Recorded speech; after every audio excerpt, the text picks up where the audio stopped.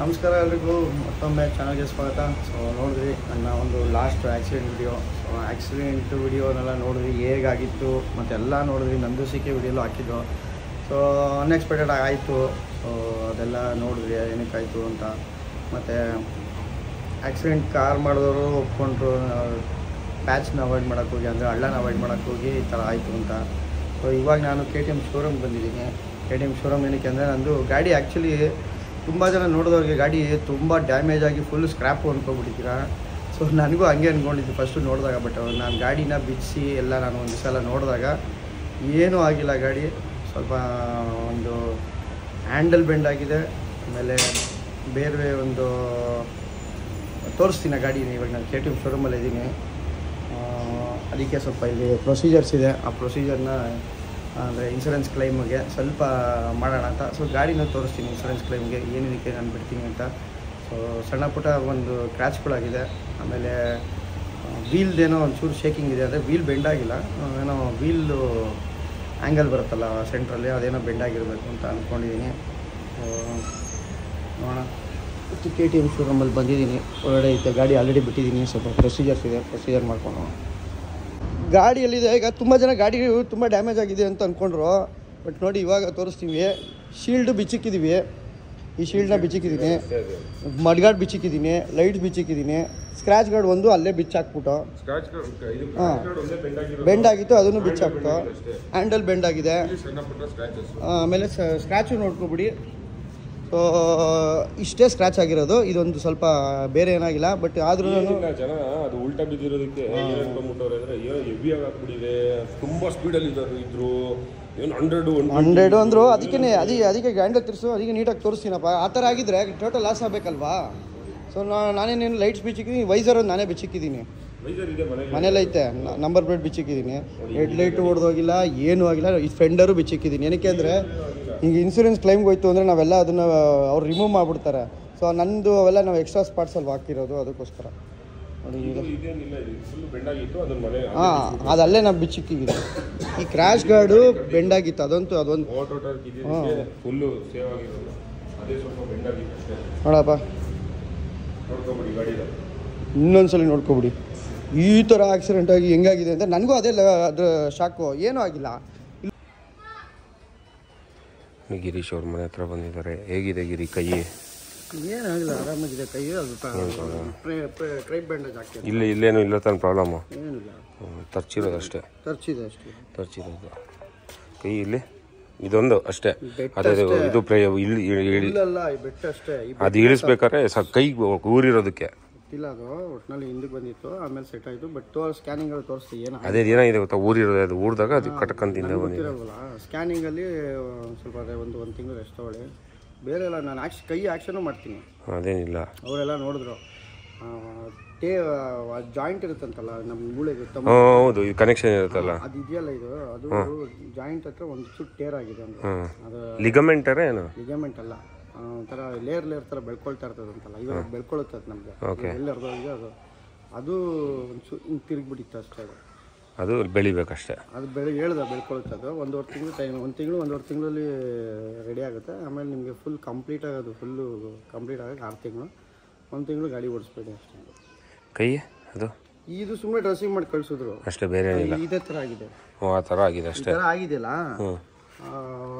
ಒಂದೇ ಒಂದು pin, 2 pin ಸೇರಿದ್ರೆ ಒಂದು ತೂತಾಗಲ್ವಾ, ಅಷ್ಟು ಡಿಪ್ ಆಗಾಯ್ತು ಅಷ್ಟೇ. ಬೇಡ ಅಂದೆ ಅವರು. ಇಲ್ಲ ಡ್ರೆಸ್ಸಿಂಗ್ ಮಾಡಿಸ್ಕೊಳ್ಳಿ, ಒಂದು ಸ್ವಲ್ಪ ಕ್ರೀಮ್ ಇದಾಕಿರ್ತಾರಲ್ಲ, ಇದೆಲ್ಲ ಹಾಕಿರ್ತಾರೆ, ಕ್ರೀಮ್ ಎಲ್ಲ ಹಾಕಿರ್ತಾರೆ ಅಷ್ಟೇ. ನೆಕ್ಸ್ಟ್ ಡ್ರೆಸ್ಸಿಂಗ್ ಅಷ್ಟೇ, ಇನ್ನೇನಿಲ್ಲ. ಇದಾದರೆ ನೆಕ್ಸ್ಟ್ ಏನಿಲ್ಲ. ನೆಕ್ಸ್ಟ್ ಡ್ರೆಸ್ಸಿಂಗ್ ಬೇಕಾದ್ರೆ ಮಾಡಿಸ್ಕೊಳ್ಳಿ. ಇಲ್ಲ ಬೇಡ, ನಾನು ಸ್ವಲ್ಪ ಗಾಳಿ ಆಡಲಿ ಬಿಡಿ, ಅದೇ ಒಣಗುತ್ತೆ ಅಂತ. ಅದು 2 ದಿವಸ ಬೇಡ ಅಂದರು.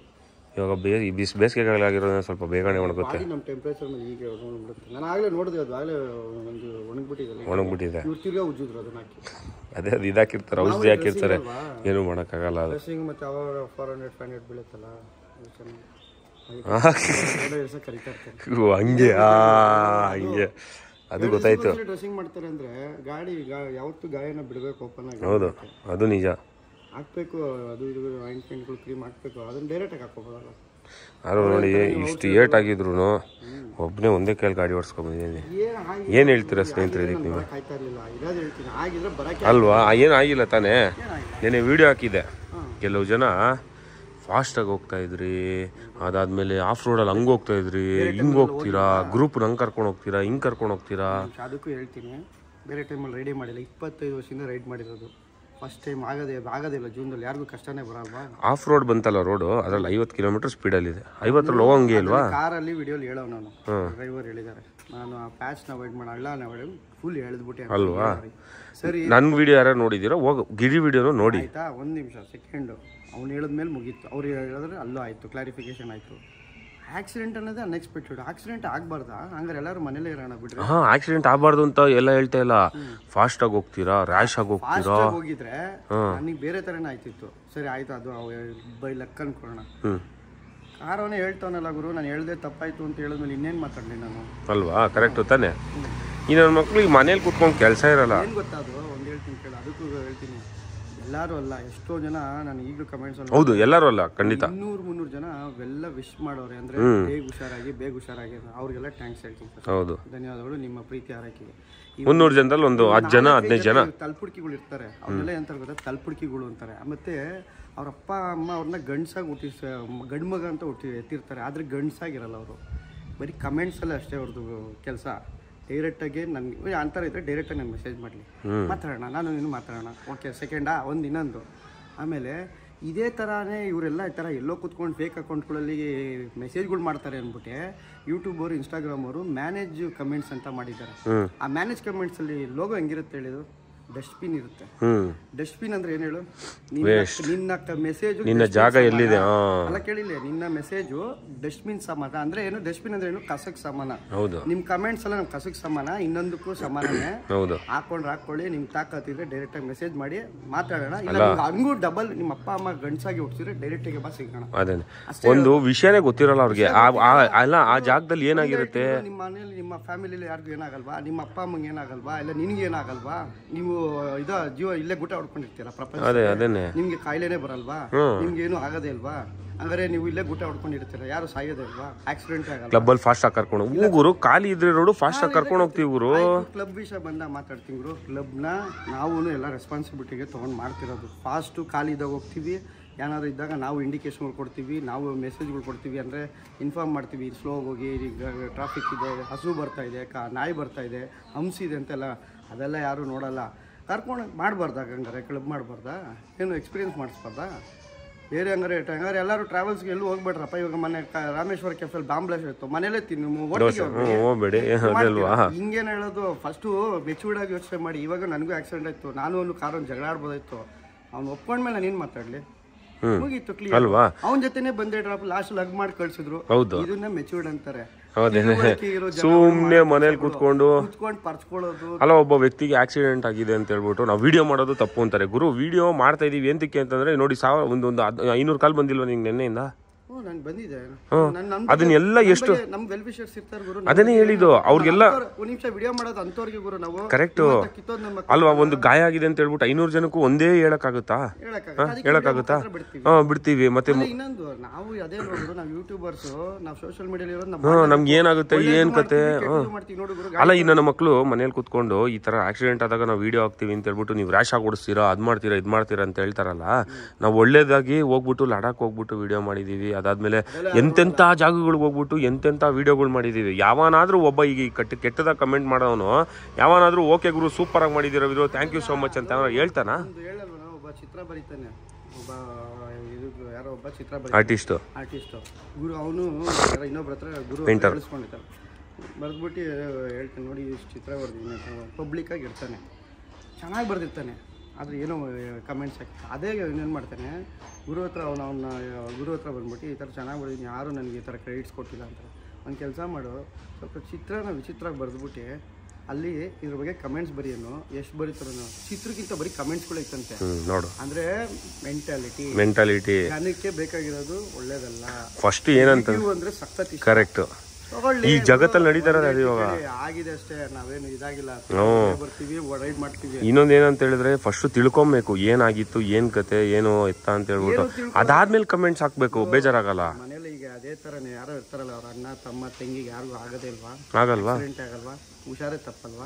ಆಗುತ್ತೆ ತಾನೆ. ಯಾರೋ ಒಬ್ಬ ಒಂದು 4-5 ಜನಕ್ಕೆ ಮಾತ್ರ ಹೇಳ್ತಿರೋದು ಈ ಮಾತು. ಹೌದು, ಎಲ್ಲರೂ ಅಲ್ಲ, ತುಂಬಾ ಜನ ಪಾಪ ಎಷ್ಟು ಒಳ್ಳೆ ರೀತಿ ಮೆಸೇಜ್ಗಳು.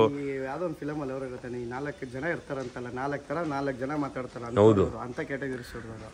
ಆದರೆ ದಯವಿಟ್ಟು ಮೆಚ್ಯೂರ್ಡಾಗಿ ಯೋಚನೆ ಮಾಡಿ, ಒಳ್ಳೆ ರೀತಿಯಲ್ಲಿ ಎಲ್ಲರಿಗೂ ಆಗುತ್ತೆ. ಮೆಸೇಜಿಂದ ನಮ್ಗೇನು ಆಗಲ್ಲ. ನೀವೇನು ನಮ್ಮನೇನು ಜೀವನ ನಮ್ಗೆ ಸಾಕ್ತಾ ಇಲ್ಲ, ನೀವು ನಮ್ಮ ಜೀವನ ನಾವೇ. ಮತ್ತು ನಾವು ವಿಡಿಯೋ ಎಂತಕ್ಕೆ ಹಾಕೋದು ಅಂತ ಹೇಳಿದ್ರೆ, ನಾವು ಸೋಷಿಯಲ್ ಮೀಡಿಯಾ ಇನ್ಫ್ಲೂಯೆನ್ಸರ್ಸ್ ಒಂದು ಮಾಡ್ತೀವಿ, ಇನ್ಫ್ಲೂಯೆನ್ಸರ್ಸು, ಟ್ರಾವೆಲ್ಲು, ಎಕ್ಸ್ಪ್ಲೋರು, ಏನೇನು ಆಗುತ್ತೆ, ಆಮೇಲೆ ಏನೇನಾಗುತ್ತೆ ರೈಡಿಂಗ್ ಟೈಮಲ್ಲಿ ಏನೇನು ತೊಗೋಬೇಕು ಪ್ರಿಕಾಷನ್ಸು, ನಾವು ರೈಡ್ ಹೆಂಗೆ ಮಾಡ್ತೀವಿ ಅದನ್ನು ನೋಡಿ. ನಾವು ಒಳ್ಳೇದು ಹಾಕಿದ್ದೀವಿ, ಈ ಥರ ಬೀಳೋದು ಹಾಕಿದ್ದೀವಿ, ಎಷ್ಟೊಂದ್ಸಲಿ ಹಾಕಿದ್ದೀವಿ ಏನು ಫಸ್ಟ್ ಟೈಮ್ ಅಲ್ಲ. ಆಗಿದ್ರೆ ನಾವು ಬೀಳೋದನ್ನ ಏನು ಹಾಕೋಬೇಕು ಅಂತ ಏನಿರಲಿಲ್ಲ, ಹಾಕೋಬೇಕಿತ್ತು. ಆಗಿದೆ, ಇದನ್ನ ಕಲ್ತ್ಕೊಳ್ಳೋಣ ಪಾಠ. ಇದ್ರಲ್ಲಿ ಪಾಠ ಕಲಿಯುವಂಥದ್ದು ಇದೆ. ಹೆಂಗಾಯ್ತು ಅವನು ಹೇಳ್ದ, ಗುರು ಹಾಕಿ ಗುರು, ಓಕೆ ಸರಿ ಆಯ್ತು ಹಾಕಿ, ಏನೋ ಆಗೋಯ್ತು ಬಿಟ್ಬಿಡಿ, ನೆಕ್ಸ್ಟ್ ಟೈಮಿಂದ ಹುಷಾರಾಗಿ ಹೋಗಿ, ಹುಷಾರಾಗಿ ಓಡಿಸಿ, ಒಳ್ಳೇದಾಗ್ಲಿ ನಿಮಗೆ. ಅದೆಲ್ಲ ಇಲ್ಲ, ನಾವು ಇವರು ಬರೀ ಫಾಸ್ಟ್ ಆಗಿ ಓಡಿಸ್ತಾರೆ, ಅದು ಏನು ಫಾಸ್ಟ್ ಆಗಿ ಓಡ್ತಾರೆ. ಇನ್ಸ್ಟಾಗ್ರಾಮ್ ಅವರು ಮತ್ತೆ ಯೂಟ್ಯೂಬರು ಆ ಡಸ್ಟ್ಬಿನ್ ಅನ್ನೋ ಒಂದು ಲೋಗೋ ಕೊಟ್ಟವ್ರು ಹೇಳು, ಕಮೆಂಟ್ಸ್ನ ಆ ಡಸ್ಟ್ಬಿನ್ ತೆಗೆದು ಹಾಕೋದಕ್ಕೆ ತೆಗೆದು ಹಿಂಗೆ ಹಾಕ್ತಿವಿ, ಕಿತ್ಕೊಳ್ಳಿ ಅಷ್ಟೇ. ಅಷ್ಟೇನೆ, ಗೊತ್ತಾಯ್ತಲ್ಲ. ಫಸ್ಟ್ ಇನ್ನೊಂದ್ಸಲಿ ಕಮೆಂಟ್ಸ್ ಮಾಡ್ಬೇಕಾರೆ ದಯವಿಟ್ಟು 10 ಸಲ ಯೋಚನೆ ಮಾಡಿ ಕಮೆಂಟ್ಸ್ ಹಾಕಿ. ಆ ಥರ ನಿಮ್ಮ ಅಪ್ಪ ಅಮ್ಮಂಗೆ ಗಂಡು ಮಕ್ಕಳು ಹುಟ್ಟಿದ್ರೆ ಬನ್ರಿ ಡೈರೆಕ್ಟಾಗಿ, ಹೌದು, ಕ್ಲಾರಿಫಿಕೇಶನ್ ತಗೊಳ್ಳಿ, ಏನಾಯ್ತು ಏನು ಕತೆ ಅಂತೆಲ್ಲ ತಗೊಳ್ಳಿ, ಮಾತಾಡೋಣ ಏನಕ್ಕಾಯ್ತು ಅಂತ ಹೇಳ್ಬಿಟ್ಟು. ಅಲ್ಲಿ ಹೇಳಿದ್ದಾರೆ ಇವ್ರ ವಿಡಿಯೋದಲ್ಲಿ ಆಲ್ರೆಡಿ, ಬಿರಿ ವಿಡಿಯೋದಲ್ಲಿ ಆಲ್ರೆಡಿ ಹೇಳಿದ್ದಾರೆ ಪಾಪ. ಅವರು ಜೊತೆಗಿರೋ ಕಾರ್ ಓಡಿಸ್ತಾ ಇದ್ದವ್ರೇನೆ, ಇಲ್ಲ ನಾನೇನೇ ರೈಟಿಗೆ ಹೇಳಿದೆ, ಅಷ್ಟು ಜಾಗ ಇರಲಿಲ್ಲ ಅಲ್ಲಿ, ಫುಲ್ಲು ಎರ್ಜಿಗೆ ಬಂದ್ಬಿಟ್ಟಿದ್ದಾರೆ. ಎಲ್ಲಿ ಹೋಗ್ಬೇಕು ಇವನು ಹೇಳಿ? ಓವರ್ಟೇಕ್ ಮಾಡ್ಬೇಕಾದ್ರೆ ಅವ್ರು ನೋಡಿಲ್ಲ, ಅವರು ಸಣ್ಣನಾಗಿ ಬಂದಿದ್ದಾರೆ, ಹಿಂಗೆ ನೋಡಿದ್ದಾರೆ, ಟಕ್ಕಂತ ಗುದ್ದಿದ್ದಾರೆ. ಅವ್ರು ಏನು ಮಾಡ್ತೀರಾ ಹೇಳಿ? ಏನು ಮಾಡೋಕ್ಕಾಗುತ್ತೆ ಅಂತ ಸಮಯದಲ್ಲಿ?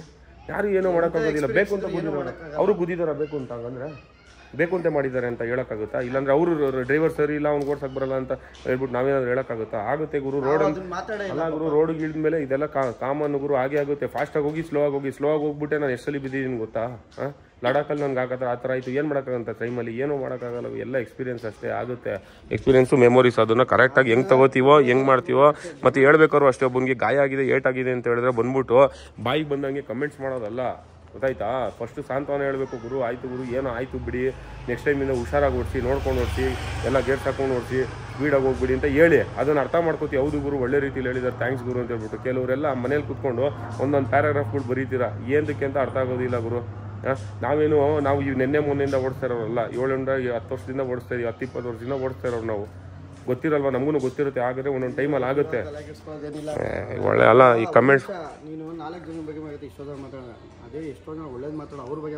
ಅವ್ರಿಗೆಲ್ಲ ನಿಜವಾಗ್ಲೂ ಹೇಳ್ಬೇಕಂದ್ರೆ ತುಂಬಾ ಥ್ಯಾಂಕ್ಸ್ ಅಂತಾನೆ ಹೇಳ್ಬೇಕು. 4 ಜನಕ್ಕೆ 4 ನಿಮಿಷ ಅಷ್ಟೇ ಅವ್ರ ಮಾತು, ಇನ್ನು ಮಿಕ್ತವ್ರಿಗೆಲ್ಲ ವಿಡಿಯೋ ಫುಲ್ ಅವ್ರ ಮಾತು. ನಿಜವಾಗ್ಲೂ ಅವ್ರಿಗೆಲ್ಲ ತುಂಬಾ ಥ್ಯಾಂಕ್ಸ್ ಗುರು. ತುಂಬಾ ಒಳ್ಳೆ ಜನ ನನಗೂ ಹಾಕಿದ್ದಾರೆ, ಎಷ್ಟು ಜನ ಕಾಲ್ಸ್ ಮಾಡಿದ್ದಾರೆ, ಏನ್ ಮಾಡಿದ್ದಾರೆ, ಹೌದು.